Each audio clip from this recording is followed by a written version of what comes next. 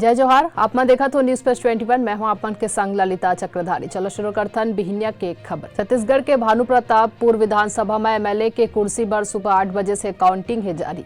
6 विधानसभा 1 लोकसभा उपचुनाव के रिजल्ट मैनपुर में 35,000 वोटन ले डिम्पल आगे, रामपुर में सपा भाजपा के बीच कड़ी टक्कर।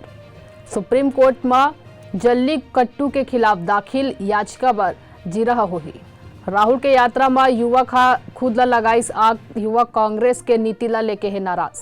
भारत स्वीडन यूक्रेन युद्ध ले वैश्विक खाद्य सुरक्षा में गिरावट बढ़ जताइस चिंता। महाराष्ट्र में G20 के बैठक ले पहले मुंबई के हुई सौंदर्यीकरण, सीएम एकनाथ शिंदे बीएमसी ला दिश निर्देश। यूरोपीय आयोग रूस ऊपर नवा प्रतिबंध लगाए के प्रस्ताव करिन पेश। पेरू के राष्ट्रपति पेड्रो कैस्टिलो ला पद ले हटाइस, उपराष्ट्रपति डीना बोलुआर्टे संभालिस जिम्मा।